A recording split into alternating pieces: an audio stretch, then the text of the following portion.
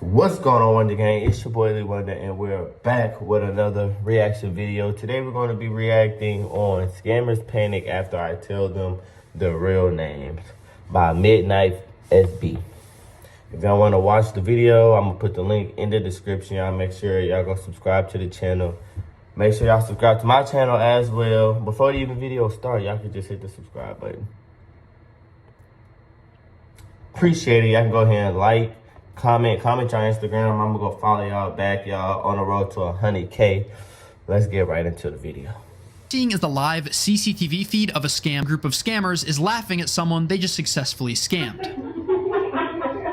And later, the only one laughing is going to be me when I tell the entire office of scammers their real names. But before I do, let me first explain how I tracked these scammers down and found all of their personal information. If you've ever tried to get your computer fixed, there's a good chance you've heard of Geek Squad. They're a massive company that fixes pretty much anything computer related, and undoubtedly there's going to be a ton of people looking them up on Google. But scammers have caught on to this, so you won't even get the real website as the first result. Instead, you'll get a bunch of ads for similar looking companies, most of which are scams. But the average person doesn't notice these things. They just want a number they can call to get their problem solved. What they don't know is the people they're calling aren't computer experts, but rather a bunch of scammers from India. But I'll seek these numbers out and purposefully call them, because as a part of the scam, they'll have their victims download remote access software, and I can take advantage of this to reverse the connection and gain access to their computers.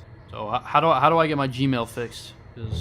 We have to put some securities on your computer system to remove the hackers and the Trojan. Right now, the scammer has connected to me, but I've also connected to him, and I'm watching his computer screen as he attempts to run his scam. It's a Trojan. You can see 12 connections. Do you have 12 computer and laptop with you? He's now opened something called netstat, which is a command that shows network activity to try to convince me that my PC has a Trojan. These connections are completely normal, and him claiming otherwise is a lie. When I first called Frank Williamson, his real name actually being Devesh, I told him I had a problem with accessing Gmail. Now he's saying the cause of the issue is a computer Trojan. The reason for this is pretty simple. He doesn't actually know how to fix anything and can make much more money by simply making things up. A new tab open up in the browser automatically, right? It directs you a new website, and that website is been planted by them only. So that once your IP get connected with them, then they install something on your Windows without any permission. After saying a whole bunch of nothing, the scammer was pretty sure he had convinced me of his fake problem, which is when he started trying to sell me an expensive and bogus support plan. You have to pay for two things. Okay. Driver toolkit and your anti-Trojan security of the web root. The driver toolkit is of the $90. Okay. And your anti-Trojan security of the web root will be approximately near about $129. What he's trying to sell is nothing more than technobabble, and at this point I had wasted enough of his time and decided to confront him. I just want to know why you scam people. That's all I want to know. I guess you make a lot of money, right? We are not. You're not scammers? We are fixing your issue. Yeah, okay. So you're not scammers, and yet you bring up something that is not indicative of Trojans. This computer is a virtual computer. This thing you bring up with your dummy computer system. Yeah. All these things are false. So you are a scammer, not. Oh, so I'm a scammer. Okay, So we are fixing the people. okay, yeah. While he was accusing me of being a scammer, I was quietly scanning his PC's network when I discovered that unusually this group had installed CCTV. The reason I say this is unusual is because the majority of call centers that I've come across with video surveillance tend to be fairly large, with at least 30 to 40 employees, like in this one or in this one. That's why I was quite surprised to find that this office only had 6 to 7 people at any given time in a relatively small room. Either way, these cameras gave me insight into the day-to-day lives of these scammers, and many times I spotted them eating and socializing just like in any normal job. That's great. But more importantly, being able to see and hear them meant I could gather some rock-solid evidence of their activities. Let's take a look at the same scammer who previously tried to scam me, now running the exact same script on someone else. Peter Carter was a technician who has been to computer science. Okay, and right now it's with me because you have Trojan and virus in your computer. Your Trojan and virus due to which your camera driver has been caught. Since I was actively listening to the call, I decided to intervene before they lost any of their money. Hello? Yeah, hi, is this Well, Robert? you can do Yes. it. I'm calling you because I believe that you were contacting people from a technical support company. Yes. Yeah, I want to let you know that those people are scammers. Oh, But I- God, Jesus Christ Almighty. Yes. What they do is, I don't know exactly how you got your number. I assume you looked up tech support on Google. Is that how you got the number initially Yeah, that you from called? Best Buy, from Geek Squad. Right, so you looked up Geek Squad on Google? Because those guys are Yeah. not Geek Squad.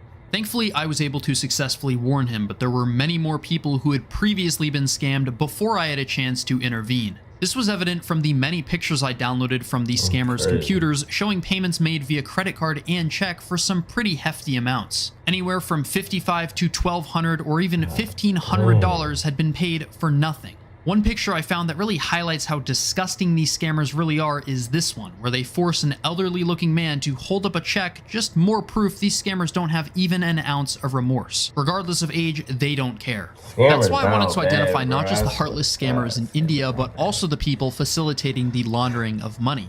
Because processing checks internationally is far more difficult and could arouse suspicion, the scammers will instead have their victims make them payable to shell companies in the United States. There were many such companies involved in this scheme, and I've blurred their names because I've reported all of them to US federal authorities where they're actively being investigated. I can't show you their names, but what I can show you is a phone call with the owners of one of these companies. Rather than keeping my own team, I outsource the team. You know? You outsource So it. there's different companies. I won't bore you with the rest of the call, but her claim that she outsources is true to the extent that all the people she works with are scammers. A Google search reveals that her company was involved with another type of scam, the Roku support scam, proven by this review from 3 years ago. But remarkably, the group I'm investigating were stupid enough to not just use US companies, but their real Indian ones to process credit cards. There were two directors who ran the main business, Geek Care Online, and these were Jogpal and Praful. But it would be Praful who, according to his own LinkedIn page, was the boss and founder of this company, and could often be spotted at his desk on the CCTV. Praful ran two other companies, Hootzilla Trip Private Limited, which would also be used to take credit cards, and strangely, HVP Pharmaceuticals. You'd have good reason to wonder why the boss of a scam call center would also run a pharmaceutical company, which leads us to someone named Sarika. She is also a director of this pharmaceutical business, and according to her LinkedIn profile, actually worked in the pharmaceutical industry in the past, which is why it was quite a surprise to see her in the same office where the scamming was taking place. As it turns out, it would be a file on her computer that would answer all of my questions. This file was of her Indian identity card, also known as an Aadhaar card, and it clearly showed that she wasn't just Praful's associate, but his wife. She actually had a much bigger role in managing the call center's operations, and it would be the access I had to her computer that would clear up quite a few things I didn't previously know. Firstly, when any of the agents would successfully scam someone, they would fill out a Google form with information about the victim's name, email address, mode of payment, and amount scammed. Sarika had access to the responses of this form as a spreadsheet, and it gave me a much deeper look into the number of people and amount of money they had managed to defraud. These scammers had managed to scam a little over 1,500 people, and had made a whopping $569,000 in the span of only 15 months, which are actually very impressive numbers for a center of their size. Sarika was also in charge of managing the Google AdWords account, which was very interesting to me because AdWords is a service that allows people to pay for an advertisement for their website to show up at the top of Google. We can see that this specific make AdWords some real campaign is money, targeting bro. the term Don't hustle. Geek Squad. Don't go In the past just steal month, money the from ad has other been people. shown to around 9,000 people, and the majority of these people, not surprisingly, are 65 or older. Every month, they will pay anywhere from $2,800 to $9,000. And this may Exactly. seem Scamming like a lot old of money people, just bro. for advertising, but a better way to frame it is the return on investment. Since they have generated $569,000 in revenue in only 15 months, this means that they will make approximately $38,000 per month. By taking this figure and subtracting the average advertising cost, then dividing by the advertising cost, and finally multiplying by 100, we get a quite substantial 645% return. These types of returns are really only possible if you're running a scam operation, but also if you're scamming the very people who work for you. Sarika sent all the employees this email stating the incentive plan for the month of August 2023. For every $500 they scam, they will get 250 rupees. A currency conversion shows that 250 rupees is only equivalent to Really? $3, which means the employees will make less than 1% of what they're stealing. And this is Right, fairly right. typical behavior. The bosses will take 99% of whatever the They're getting workers make, scammed too. leaving them with pretty much nothing. And all of this They gave get me a pretty scammed good too. look into the scammer's finances, but there was still a question lingering in the back of my mind. Where were the scammers actually located?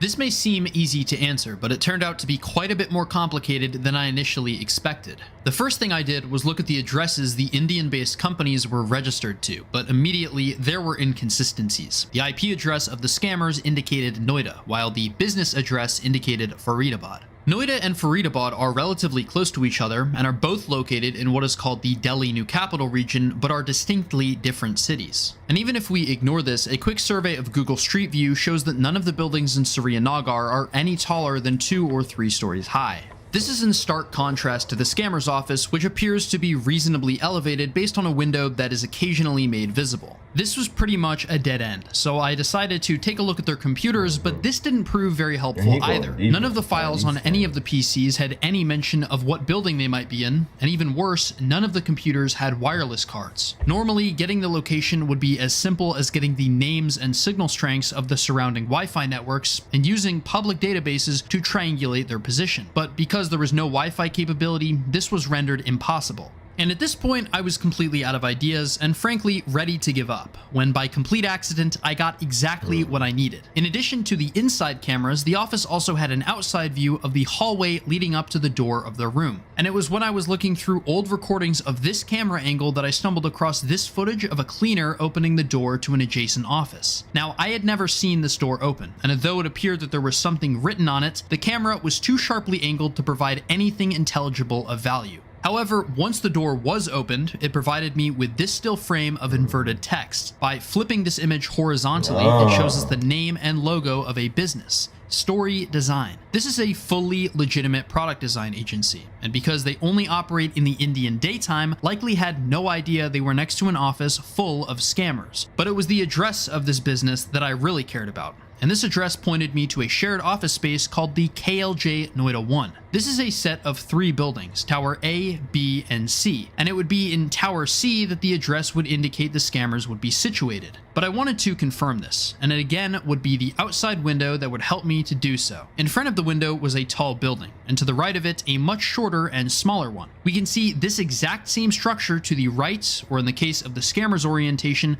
the front of Tower C, as indicated by satellite imagery. So we know exactly what building the scammers are in, but what about their room? Story Design's address also had the room number, 921, meaning that through an educated guess, the scammers would either be in room 920 or 922. But I wouldn't even have to guess, because the owners of the KLJ Noida 1 very kindly provided floor plans on their website. And with this floor plan, it became very obvious that the scammers were in room 922. As clearly shown on the floor plan, Story Design was in room 921, at the end of this corridor, while the scammers were relative to the camera on the left-hand side in room 922. And if all this evidence still wasn't enough, a friend of mine, Neep Scambates, was actually in India at around the same time as my investigation, and he very bravely went to their physical location and took this first-person video. It's the entrance of the tower.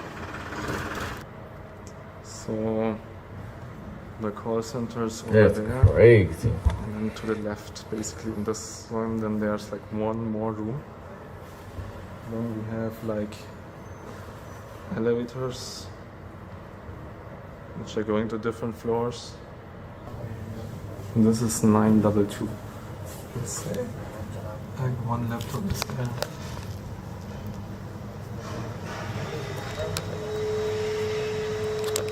Otherwise, it's quite empty. So, hello. So it's, I guess it's this one, because like nobody's there. Like, then, yeah, probably it's this one. So here's like more, but like this is not the one, I guess. Like proper offices. Like I sent my friend if it's the right location, you know. I just tell him, you know, this looks like the one. Maybe it's the one. But can I, like I'll click a picture of that so that he knows, like. I think they work in night. Yeah, probably, yeah. Yeah, they are not available right now. Yeah. So, with their So security. you can do one thing. Yeah, I already know. You can contact someone. Do you have any contact number? Contact details? From them, not no. No. No contact number. They work in dark mode, nah? Like they will not give any contact number.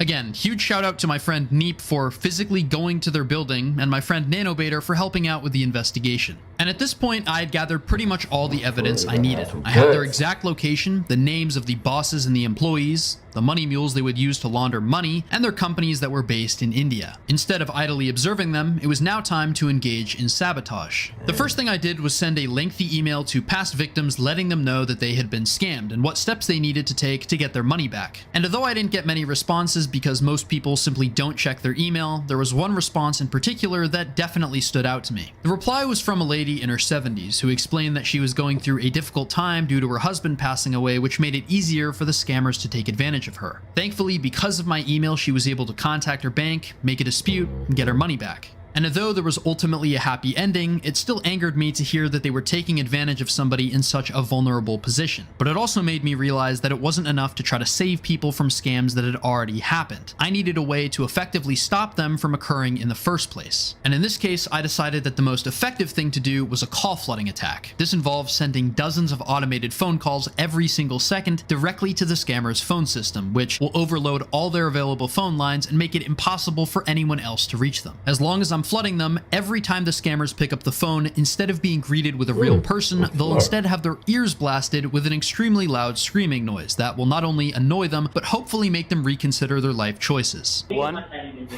2, 3. It started. Bro, I'm dead.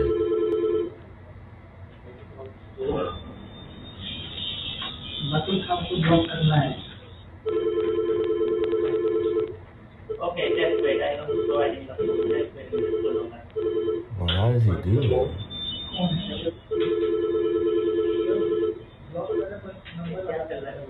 Hey, that's crazy.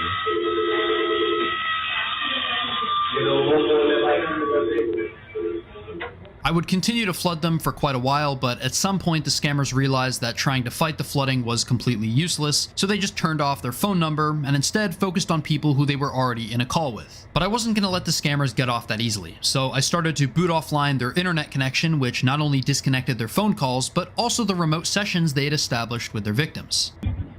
Dang. Bro, how is he able to do all of that? This dude's smart. This dude real smart. I mean, him on my team. But after the continuous call flooding and booting of their internet, I think the scammers finally realized that something wasn't right, because they started pointing at the CCTV with the realization that they were probably hacked. And the next day, unsurprisingly, they disconnected all of their cameras and never reconnected them. But the scammers forgot about one critical thing: their computers. And since I had pretty much done everything I could do, I decided it was finally time to confront these scammers by telling them their real names and all their information. Calling support, how may I help you? Yeah, who am I talking to? Is this David from Geek? It's David? Are you sure your name's David? Yeah. Your name is David. Because I'm 90% sure that your name is not David. In fact, I know it's not David. May I know what is your concern, sir? Yeah, your name's Sindhu, and I know everything that you've been up to. May I know what is your concern? Yeah, Mike, in a scam call center, Sindhu. So let me ask you a few questions. Firstly, how did you join this scam call center? And how much do you get paid? Thanks for holding the line. Yeah, who am I speaking to? Who's this? This is Edward.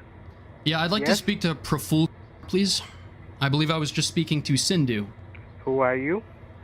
Who am I? I'm somebody who's been investigating your scam call center, and I want to ask some questions. I'm gonna be real with you, okay? I know everybody in your office. I know Shashi, Sindhu, Sparsh, Devesh, everybody in your office, okay? I know Praful, Sarika. I know you're in the Noida 1 building. I know the room that you're in. So just give it to Praful, because you're not going to be able to answer any of the questions I'm going to ask. No, you are not calling at the right place. I'm not? I think. I'm not calling at the right place? Yeah. So do you know what the KLJ Noida 1 building is? Do you know Unit 922? I think. You ever heard of that? No. You've never heard of Unit 922 before? No, sir. Really? Right now you are connected with the call. Yeah. So you've never heard of Unit 922, and you've never heard of Story Design. You know, we sent somebody up to your building. You know that, right? Somebody took photos of your office. I think you know what Unit 922 is. And after this, they hung up the phone, but I was still able to capture this audio of their reactions to finding out that they've been hacked.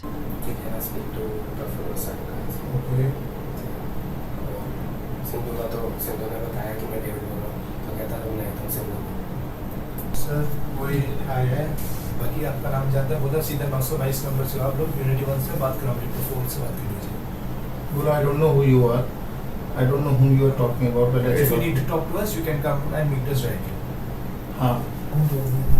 Last time मैं ये बताने वाला था कि बाहर से किसी से मेरे को पता लगा था कि कोई यहाँ पे आके फोटो खींचे गया था, तो मुझे यही कस्टमर लग रहा है।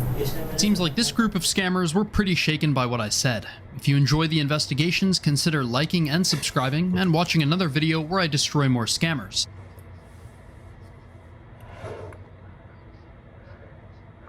I'm not gonna lie, y'all. That video was crazy, bro. If y'all want to go watch that video, y'all make sure y'all tune in to Midnight SB. I feel like, first thing first, scamming is lame, bro. If you're gonna scam, like, I'm so lame, bro. Like, I feel like you should be able go get your own money, bro. Don't just have to take old people money or like people that doesn't be like more aware of the situation. Scamming is lame. And y'all make sure y'all don't get scammed, bro. Y'all don't put y'all phone numbers. Y'all don't put y'all phone numbers on everything. Y'all don't answer every call. Y'all gotta make sure y'all know who y'all talking to and everything.